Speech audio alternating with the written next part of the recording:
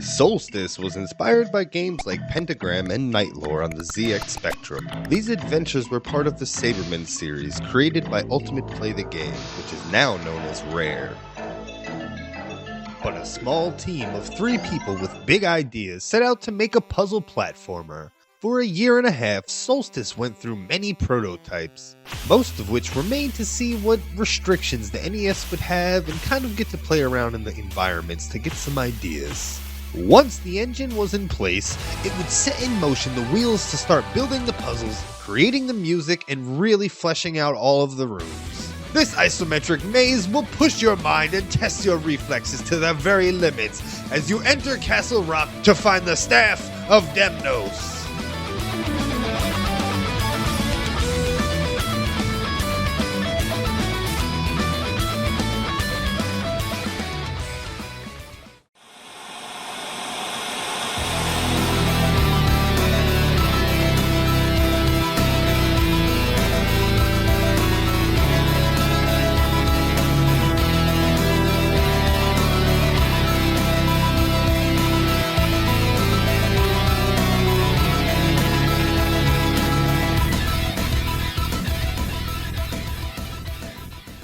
What's going on, guys? RewindMike here, back to review another Nintendo game. Now, I know I'm very Nintendo biased, and I usually review a lot of Nintendo games, but those are, a lot of the games I grew up loving, and honestly, there are a lot of games that I had trouble taking down and beating. Games like Solstice, which I'm about to review for you guys right now, is one of the harder games that I've probably ever played on the Nintendo.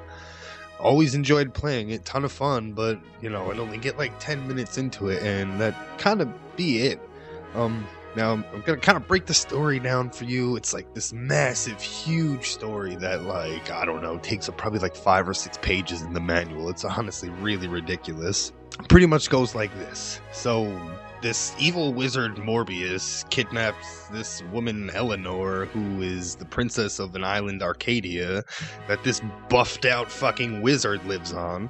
So, he kind of has to go rescue her now, but in order to get into Morbius's castle, he has to sneak in through a secret hatch that he found while he was doing research to find out how to find the staff that he needs to beat Morbius, because the staff only appears on the winter solstice every 7 years or something. The story is crazy, guys. Anyway, we're just going to jump into the review here, and, honestly, the real meat and potatoes of this is the gameplay and not really the story. So hope you guys have fun. Let's see what this is all about. The game starts off right when Shadok slips into the castle from his secret entrance. Now, there's no direction given to the player, and the game does this on purpose. The point is to kind of adventure and poke every corner of the map, so instead of telling you where to go, the game kind of teaches you naturally how to play and unlock the new areas. It's actually the very first section that teaches you this. As you navigate the main castle, you find your first of 4 keys. Collecting it will unlock blocks in another room that weren't previously there. From here, we go on to grab the magic boots that let you jump a bit higher than before. Now, there are 2 ways of collecting them. The traditional way of placing a block on this troll's head, waiting for him to walk back around, then riding it across and jumping over the escalator to go and get it. Or you can buck up, stop complaining about the difficulty, and learn how to really become the wizard. This game has a really unique function when it comes to these little blocks. They can be a friend, or they can be your worst enemy. Since Shadox doesn't jump very high or far, it's not always clear just where you can leap to, due to the main fact that Solstice lacks any shadows. I used to not be able to tell the height of some of these platforms, and to be honest, that can make exploring quite unrewarding. The castle contraptions will cause all manners of trouble. These traps lie in wait for the leaping wizard to slip up and fall to his death. The spikes in this game are probably your biggest threat and lead to more than 90% of the deaths. The larger spikes are a bit more forgiving, meaning you can take a block, drop it on top of them, and then jump on top of that block to clear any large gaps. But these little spikes, they'll destroy the blocks, so be a bit more confident with your movement when trying to clear these gaps. To combat this, I suggest getting a hang of placing the block, jumping off of it, grabbing it, then placing it again in the air to do a double jump and clear any of the tricky gaps. Do not use the preferred method of going through the room's puzzles. That aspect of the game will take a lot of getting used to, but if you want to, it is worth it for this glorious 8-bit adventure. If you decide to play the game my way, it becomes one of the best platform games on the NES, and I say that with confidence. It really offers up a proper challenge.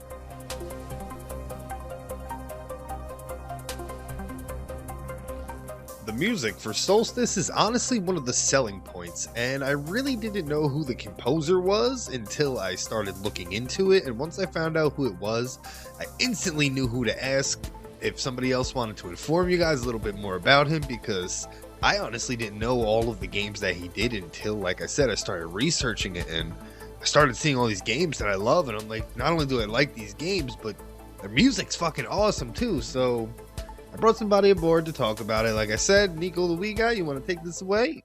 Thanks, Mike. Well, the music of Solstice was composed by the one and only Tim Follin, a name that grazes anyone's ears for those that bring up great music and underrated composers. And the compositions on this title from Tim Follin still hold true to fantastic NES tunes. The title theme alone has become a standout composition for Tim, Solstice, and the music of the NES. The first few seconds perfectly encapsulate the tone of thinking this is going to be a standard fare song, and then BAM! It grabs your ears by the horns and thrusts into overdrive with powerful arpeggios, drums, and bass line, capturing the wizard lore and theme of the game, but takes it to 11 with such an energetic essence. And then about halfway through takes it a little slower, feeling more of that wizard and European yore. Unless you're listening to the PAL version of the soundtrack, which takes it even slower, but it's still fantastic, as most hardcore NES music listeners would consider the PAL version to be the true version of this theme, with Tim being from the land of Europe and 50 Hz. The rest of the soundtrack follows that same wizard yore feeling, with of course the Quest through Kastle Rock theme, aka the tune you'll be hearing through the majority of the game, encompassing that the most. The theme perfectly captures the feeling of lost wonders traversing through a seemingly never-ending maze, but keeps enough of that energetic vibe to keep you going, and the ending tune capturing that fallen sound that is so familiar to those of his work. This is also thanks to Stephen Ruddy, the man behind the sound driver for the game and all of Software Creations' NES titles. If it wasn't for him, we wouldn't even have Tim's brilliant compositions and the sound we all know and love, so give credit where it's due and love to the man Stephen Ruddy. So what else can I say that probably hasn't already been said to those that have heard this music? It's amazing, there is no wrong that a fallen brother could do. Oh yeah, and let's not forget that Tim had a brother who composed for the NES as well, Jeff Follin, who was equally talented and an amazing composer as well for NES tunes. I mean, the Follin name has practically become synonymous with fantastic composers, and their music, which is always described as being far above and beyond the quality of actual gameplay and content for most Software Creations games.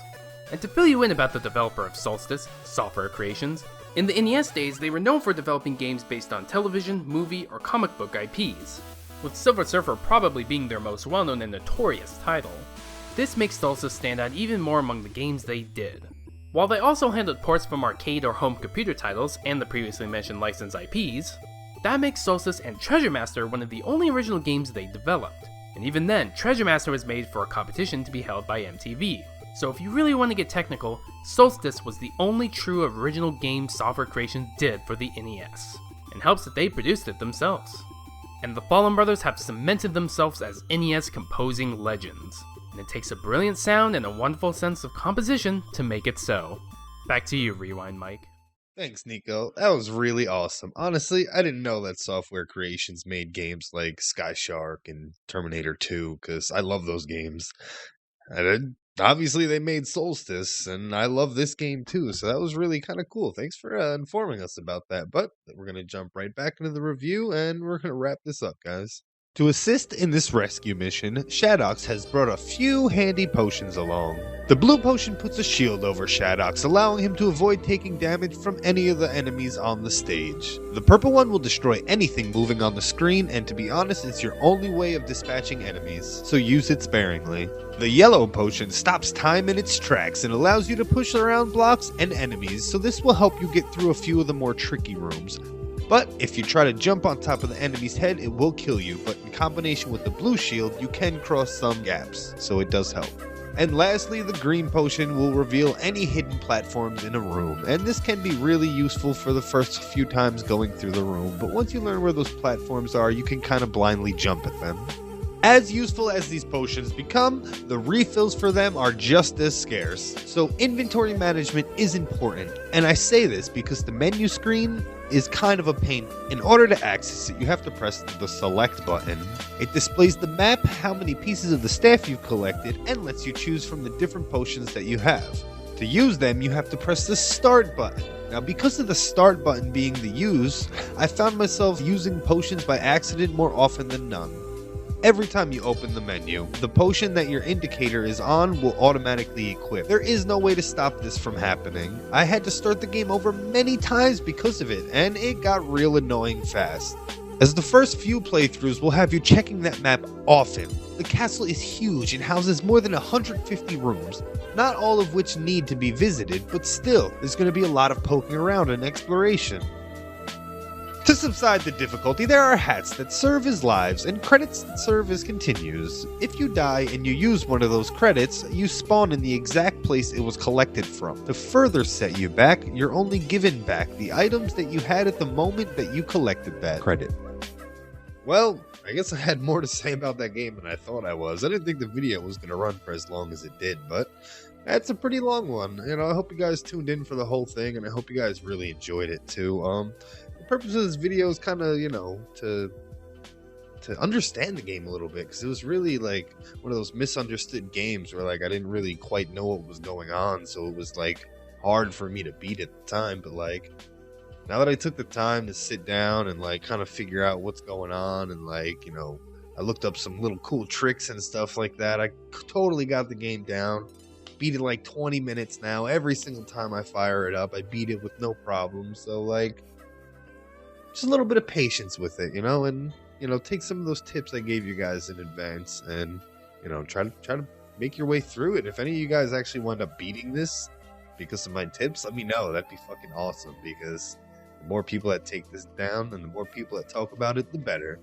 Anyway, guys, I'm RewindMike. I hope you enjoyed this. Thank you very much for watching.